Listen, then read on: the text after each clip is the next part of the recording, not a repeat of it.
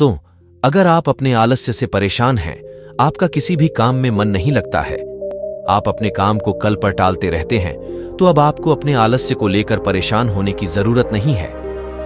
दोस्तों, आज हम आपके लिए जो कहानी लेकर आए हैं, इस कहानी के माध्यम से आप अपने आलस्य से बहुत जल्द छुटकारा पा सकते हैं। इसलिए इस कहानी को आराम से और शांति से पढ़ें। यह कहानी आपके लिए बहुत फायदेमंद होगी। चलिए शुरू करते हैं इस कहानी को। एक बार एक आलसी व्यक्ति ने गौतम बुद्ध से कहा, मुनिवर, मैं बहुत आलसी हूं, जिसके कारण मैं अपने जीवन में जो करना चाहता हूं वह नहीं कर पाता, इसीलिए मुझे कोई रास्ता बताएं। बुद्ध ने उस आदमी से पूछा, क्या तुम मानते हो कि तुम आलसी हो? तो उस व्यक्ति ने बुद्ध से कहा, हां मुनिवर, सिर्फ मैं ही नहीं बल्कि मेरे पूरे गांव के लोग कहते हैं कि मैं आलसी हूं। बुद्ध उस व्यक्ति से कहते हैं, लेकिन क्या आपके पास कोई सबूत है कि आप आलसी हैं? उस व्यक्ति ने उत्तर दिया, हां। तब गौतम बुद्ध उस व्यक्ति से पूछते हैं, क्या आपके पास इसका कोई सबूत है? वह व्यक्ति कहता है, मुनिवर, मैं जानता हूं कि व्यायाम मेरे स्वास्थ्य के लिए अच्छा है, लेकिन मैं व्यायाम भी नहीं कर पाता क्योंकि मेरा आलस्य मुझे सुबह जल्दी उठने नहीं देता। बुद्ध ने कहा, लेकिन क्या तुम्हें पता है आलस्य क्या है? उस व्यक्ति ने कहा, मुझे नहीं पता कि आलस्य क्या है, लेकिन जो भी है वह बहुत बुरा है। बुद्ध ने कहा, सबसे पहले तुम्हें यह समझ लेना चाहिए कि जो भी चीज प्राकृतिक रूप से उसका कुछ न कुछ उपयोग होता है वह बुरा नहीं होता है। यह अच्छा आलस्य एक भावना है, यह एक विचार है जो हम अनजाने में खुद से पैदा करते हैं। आदमी ने पूछा, लेकिन यह कैसे है मुनिवर? तो बुद्ध ने कहा कि आलस्य पैदा होता है, इसके दो कारण हैं।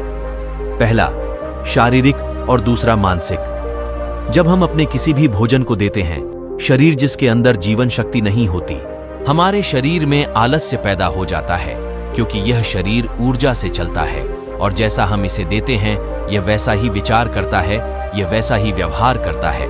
हमारे शरीर के अंदर आलस्य का एक और कारण गलत तरीके से बैठना है, गलत तरीके से सोना और गलत तरीके से चलना। हम कभी इस बात पर ध्यान नहीं देते कि हमारा बैठना, लेटने और सोने की स्थिति सही है या नहीं।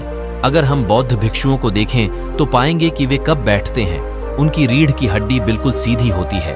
जब वे सोते हैं तो उनके शरीर के किसी भी हिस्से पर कोई दबाव नहीं पड़ता है, और जब वे चलते हैं तो उनके शरीर के किसी भी हिस्से पर कोई दबाव नहीं पड़ता है। उनके दो कदमों के बीच एक लय होती है। शारीरिक स्तर पर आलस्य का तीसरा कारण सुबह जल्दी न उठ पाना है। यह सुनकर व्यक्ति कहता है, हां मुनिवर, मैं सुबह जल्दी नहीं उठ पाता।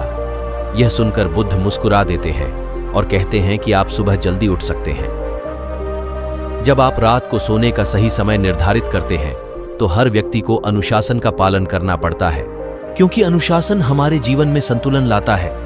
ज्यादातर लोग अनुशासन को बुरा मानते हैं क्योंकि उन्हें अनुशासन का एहसास होता है, उन्हें बांधता है। जबकि सच तो यह है कि अनुशासन हमें बांधता नहीं है बल्कि मुक्त करता है। तब व्यक्ति बुद्ध से पूछता है, लेकिन हमें इसकी शुरुआत कहां से करनी चाहिए? जैसे ठीक से खाना, बैठना या लेटना, सुबह जल्दी चलना आदि। बुद्ध कहते हैं कि आप इस समय जो भी कर रहे हैं उसे अभी से शुरू करें, ध्यान से करें।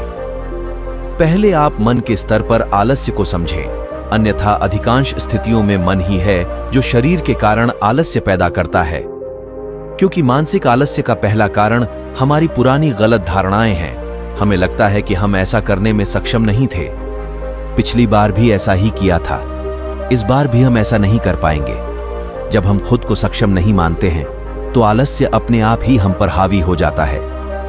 दूसरा कारण है छोटे और आलसी लोगों का साथ देना। कभी ऐसा होता है कि आलस्य हमारे अंदर नहीं होता है, लेकिन दूसरे लोगों की वजह से हमारे अंदर आ जाता है। ऐसा होता है क्योंकि हम आलसी लोगों की संगति करते हैं।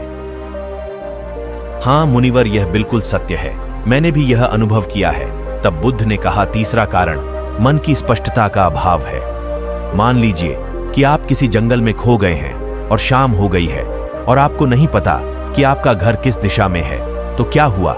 क्या आप आलसी होकर लेटे रहेंगे या अपने घर की तलाश में कोई रास्ता खोजेंगे?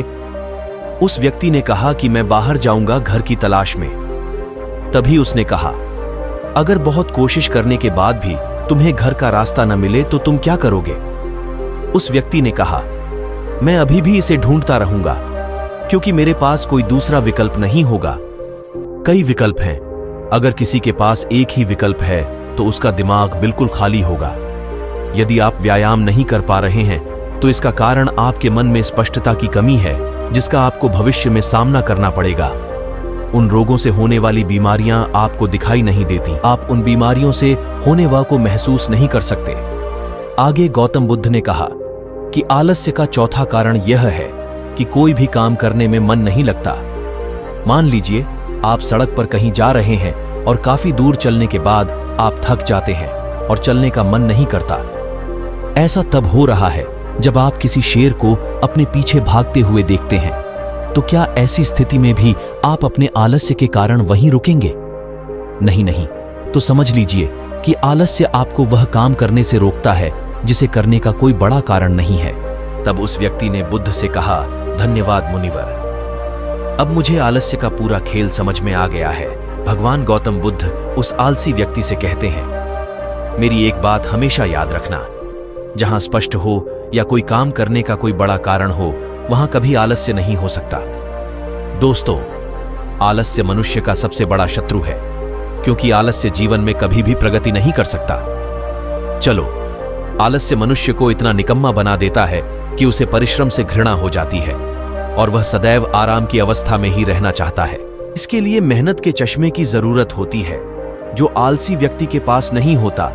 आलसी व्यक्ति को आलस्य दिन ब दिन अपनी चपेट में लेता जाता है, जिसके परिणाम स्वरूप वह दिन ब दिन मेहनत से भागने लगता है। मेहनत ही खत्म हो जाती है। शत्रु ने आलस्य कहा, नमक सिर्फ दोस्त हो सकता है, इसके अलावा इसे खत्म करने का कोई रास्ता नहीं है। मेहनत से दोस्ती करने के बाद यह दुश्मन अपने आप खत्म हो जाता है। मेहनत ही सफलता की कुंजी है। इस बात को केवल एक मेहनती व्यक्ति ही समझ सकता है, क्योंकि वह कड़ी मेहनत के महत्व को अच्छी तरह से जानता है। वह जानता है कि कड़ी मेहनत ही उसकी सच्ची दोस्त है और इस दोस्त की मदद से वह अपने जीवन में हमेशा प्रगति करेगा।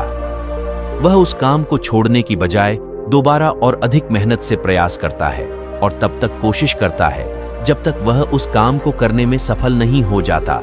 और इसके विपरीत आलसी व्यक्ति किसी छोटे से काम को करने की कोशिश करता है। इंसान को दूसरे लोगों की भी जरूरत होती है, क्योंकि वह आलस्य के जाल में इस तरह फंस चुका है कि उसे बस आराम की जरूरत है। यानी वह अपने कंफर्ट जोन से बाहर नहीं आना चाहेगा, रुकावट नहीं चाहता और अपनी पूरी जिंदगी ऐसे ही गुजारना चाहता है। दोस्तों, आलसी व्यक्ति कभी भी न तो मेहनत का महत्व समझ पाता है और न ही समय का महत्व। इसके कारण वह अपना पूरा जीवन बर्बाद कर देता है और अंत में उसके पास पछताने के अलावा कुछ नहीं बचता है। जबकि एक मेहनती व्यक्ति समय का महत्व समझ लेता है, दिन प्रतिदिन कड़ी मेहनत करके अपने लक्ष्य को प्राप्त करने का प्रयास कर रहा है। इसलिए आपको हमेशा मेहनत से दोस्ती और आलस्य से दुश्मनी रखनी चाहिए।